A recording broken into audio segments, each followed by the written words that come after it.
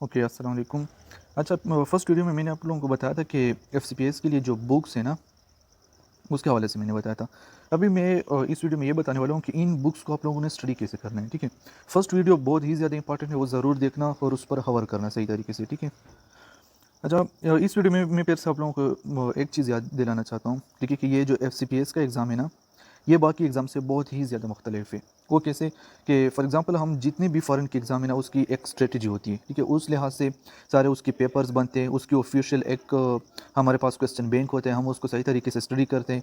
उसके लिहाज से फिर हम एमसीक्यूज़ करते हैं। ये जो एफसीपीएस का एग्ज़ाम है ना, अभी आजकल लोग कहते होंगे कि एग्ज़ाम में बहुत चेंजेस आए ये वो, लेकिन मैं आप लोगों को बताऊँ कि जितने भी चेंजेस आ जाए ना एफसीपीएस में, उसके एमसीक्यूज़ जो है ना, उसकी एक पैटर्न है। कार्डियो को उठाओ, जितने भी इस तरीके के चैप्टर है ना, ठीक है, उसके एक स्पेशल टॉपिक्स होते हैं, वहाँ से सारे एमसीक्यूज उसी के एर्द गिर आ जाते हैं, ठीक है।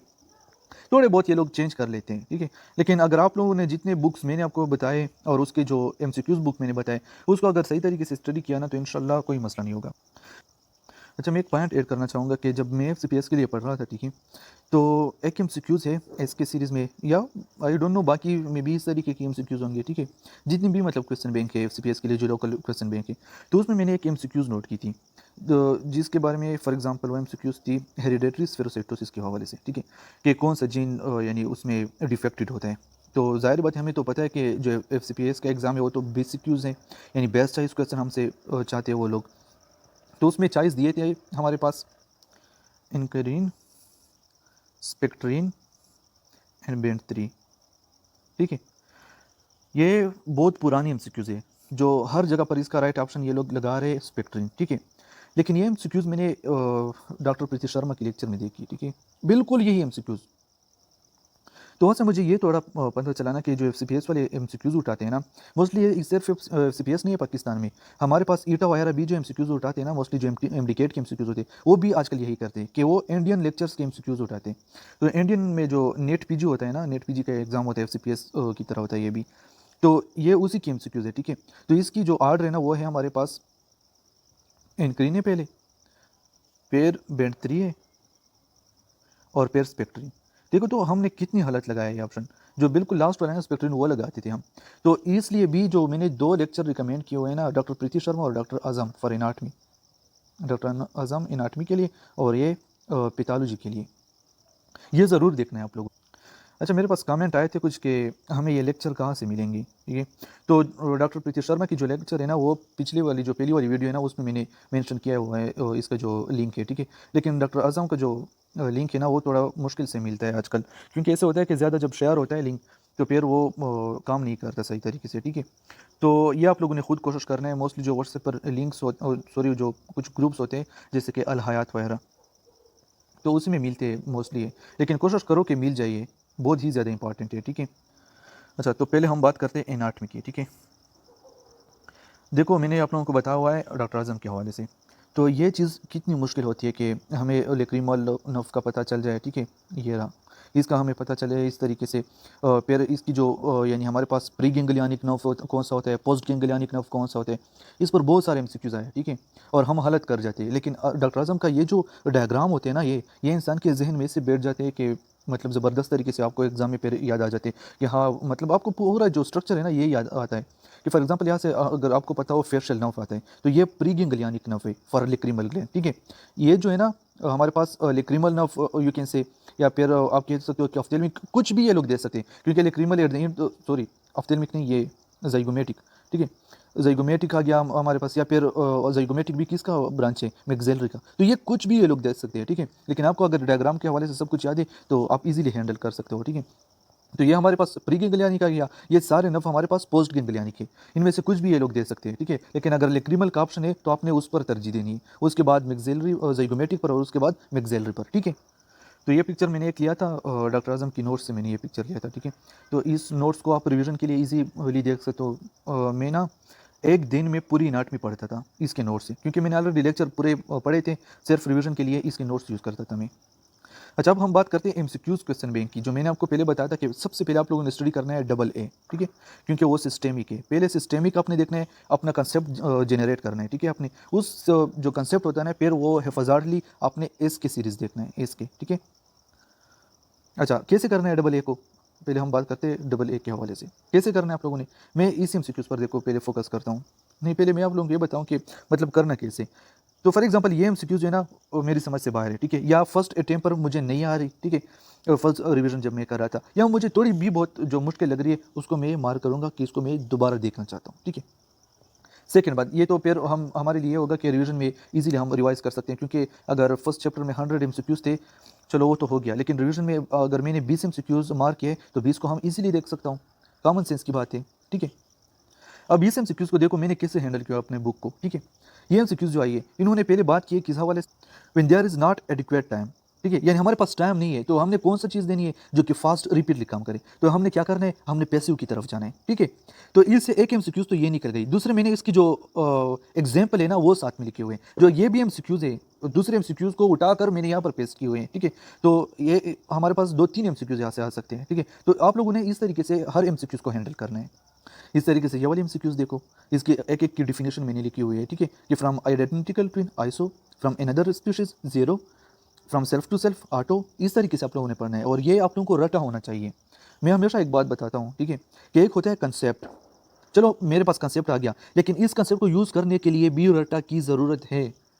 रटा करना है चीज़ों को, ठीक है, सिर्फ समझना नहीं है, उस समझी हुई चीज़ को अप्लाई करना है और सही तरीके सही टाइम पर अप्लाई करना है, सही तरीके से अप्लाई करना है, उसके लिए आपको रटा करने की ज़रूरत है, ठीक है। इस तरीके से इस एमसीक्यूज़ को देखो कि एक लेडी है जो कि रेनल ट्रांसप्लांट किया हुआ है, ठीक है, 1 मंथ का जिक्र हुआ है, 1 मंथ मीन एक्यूट में आ रहे हैं, तो इसलिए मैंने ऑप्शन बी किया हुआ है, ठीक है। और साथ में मैंने एक्सप्लेन किया है कि क्रॉनिक ग्रेटर देन 6 मंथ के बाद होते हैं। तो हर चीज़ को आप लोगों ने इस तरीके से कवर करना है। एक तो मैंने स्टार का फार्मूला आप लोगों को बता दिया कि जो चीज़ आपको मुश्किल लग रही है फर्स्ट अटेम्प्ट में आपने हल किया हुआ है, ठीक है, या आप चाहते हो कि इस ऑप्शन को या इस एमसीक्यूज़ को मैं दोबारा देखना चाहता हूँ तो उसको स्टार कर दो, ठीक है। सेकंड ये कि हर एक एमसीक्यूज़ के हवाले से आप लोगों ने कंसेप्ट हासिल करना है कि अगर ये एमसीक्यूज़ है तो ये एमसीक्यूज़ इस तरीके से भी आ सकती है हमारे पास, या अगर एक एमसीक्यूज़ आपने अब पिछले देखा हुआ है, ठीक है, वहाँ से आपको कुछ कंसेप्ट मिला हुआ है तो उसको सेकंड एमसीक्यूज़ पर भी पेस्ट कर दे, ठीक है। अच्छा, अब इस एमसीक्यूज़ को देखो, यहाँ पर ज़िक्र हुआ है डिफिशियंसी का, ठीक है, कि हमारे पास जो एंजाइम है वो डिफिशिएंट है, इसलिए हम इसको कहते हैं टाइप 2 रेगुलर निजार डिजीज़। यहाँ पर फिर मैंने खुद एक्सप्लेन किया हुआ है कि अगर ये टाइप 1 होता ना तो हमारे पास क्या होता, एब्सेंट होता इंस्टेड ऑफ डिफिशियंसी, ठीक है। तो ये मैंने खुद मतलब ये सोचा हुआ है कि शायद इस तरीके के एमसीक्यूज़ भी आ जाए, तो एमसीक्यूज़ को इस तरीके से सॉल्व करना है। अच्छा, मैं एक और कुछ बताना चाहता हूँ कि कुछ लोग होते हैं कि बहुत ही ज़्यादा ऑनलाइन रहते हो, यानी व्हाट्सएप ग्रुप में बहुत ही ज़्यादा एक्टिव रहते हैं। तो आप लोग ऐसे करें ना कि टाइम लो, यहाँ तक आपने स्टडी करना है, कुछ जो चीज़ आपको नहीं आ रही ना समझ में, उसको मार्क करें कि ये मैंने फिर ग्रुप पर पेस्ट करना है और वहाँ से मुझे जो भी इन्फॉर्मेशन मिलती है तो फ़ायदा होगा। इस तरीके से चैट जीपीटी भी आप यूज़ कर सकते हो, ठीक है। लेकिन ऑनलाइन की कोई ऐसे फ़ायदा नहीं है कि इतने ज़्यादा मतलब एक्टिव हो रहे हैं आप लोग। अच्छा, अब कुछ ऐसी चीज़ें होती हैं कि जो हमारे पास फॉर डबल ए के पॉइंट से नहीं मिलती, या जो मिलती है बहुत ज़्यादा इंपॉर्टेंट होता है, या फिर यू कैन से कि फर्स्ट ईयर से भी नहीं मिली हमें, ठीक है, या फिर यू कैन से कि हमें व्हाट्सएप पर मिल गई, ठीक है। इस तरीके के जो पॉइंट्स होते हैं ना, या फिर जो एमसीक्यूज़ मैंने हल किए हैं ना, लेकिन उस एमसीक्यूज़ की जो क्लासिक सिनेरियो होती है, यानी क्लासिक सिनेरियो ऐसे कि उसमें जो 3-4 सिम्पटम होते हैं ना, 3-4 सिम्पटम, उसको उठा के मैंने यहाँ पर अपने लिए नोट्स बनाए थे कि अगर ये मैंने देखा तो ये यही डिज़ीज़ है, ठीक है। इस तरीके के जो क्लासिक सिनेरियोज होते हैं वो आप लोगों ने नोट्स बनाने होते हैं, ठीक है, बहुत ज़्यादा फ़ायदा देता है लास्ट में ये। अच्छा, इस पर बहुत सारे एमसीक्यूज़ आए थे हमारे पास, ठीक है, बहुत सारे क्या, अगर 2-3 एमसीक्यूज़ भी आए ना उसको बहुत सारे ही कहते हैं एफसीपीएस में, क्योंकि जब आप फेल हो जाते हो अल्लाह ना करे 74 पर, तो फिर आपको पता चलता है कि ये 2-3 एमसीक्यूज़ बहुत सारे एमसीक्यूज़ होते हैं, ठीक है। तो इस तरीके के नोट्स आपने बनाने होते हैं, जो रट्टा वाली चीज़ें हैं ना, ये इसको भी याद रखना है आप लोगों ने। अब हिस्ट्री का मुझे बहुत ही ज़्यादा फ़ायदा हुआ था। जितना बी फार्मा है ना, ठीक है, जितना बी फार्मा है मोस्टली सर्जरी में वो रिपीट होता है हमारे पास, ठीक है।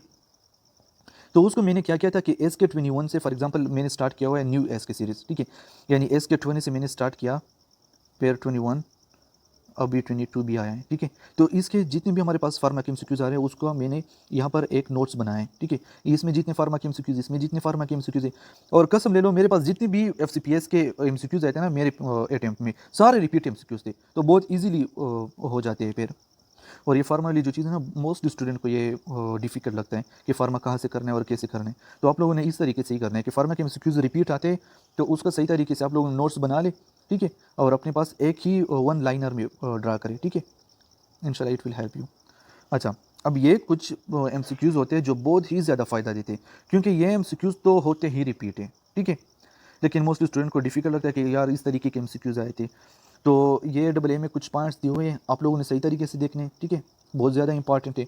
इसके अलावा जो एमसीक्यूज़ एस के सीरीज़ में आपने देखे या फिर डबल ए में देखे जो इस पॉइंट में प्रेजेंट नहीं है, तो उसके इस तरीके से आप लोगों ने नोट्स बनाने हैं अपने लिए, ठीक है, यही करना है आप लोगों ने। तो ये ऐसे कुछ एमसीक्यूज़ होते हैं जो बहुत ही ज़्यादा इंपॉर्टेंट होते हैं, क्योंकि बिल्कुल रिपीट आते हैं, लेकिन मसला ये होता है कि हम रटा नहीं करते। तो ये लास्ट डे पर बहुत ज़्यादा इंपॉर्टेंस होता है इन नोट्स का, ठीक है।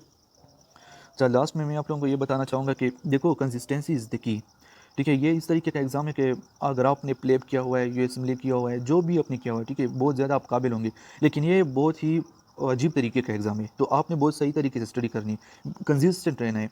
भले संडे हो, ठीक है, आप कहते हो कि यार आज तो संडे मैं नहीं पढ़ सकता, उस दिन भी आपने पढ़ना है, छोड़ना नहीं है उस दिन को, ठीक है। भले आप 2 घंटे पढ़ो, ठीक है, 3 घंटे पढ़ो, लेकिन पढ़ना ज़रूर है आपने, ठीक है। ये चीज़ नोट रखना, ठीक है। दूसरी ये कि रिवीजन की जो 1 मंथ होती है ना, वो बहुत ही ज़्यादा इंपॉर्टेंट है। अगर आपने बहुत ज़्यादा पढ़ा हुआ है और लेकिन रिवीजन के लिए आपने 1 मंथ या 15 दिन छोड़े नहीं हुए हैं, ठीक है, तो वो फ़ायदा नहीं देगा फिर इतना जितना भी आपने पढ़ा है। 1000 बुक आपने पढ़े होंगे, ठीक है। रिवीजन मस्ट है, ठीक है। एंड लास्ट में दुआ करना, ठीक है। इंशाल्लाह मैं ये सोचता हूँ कि जो चीज़ भी मिलता है इंसान को बेहतरीन टाइम पर मिलता है, ठीक है। सिर्फ आपने सब्र करना है, जब भी मिलेगा आप खुश होंगे इंशाल्लाह और बहुत बेहतरीन मिलेगा, ठीक है। बाकी दुआ में याद रखना सभी।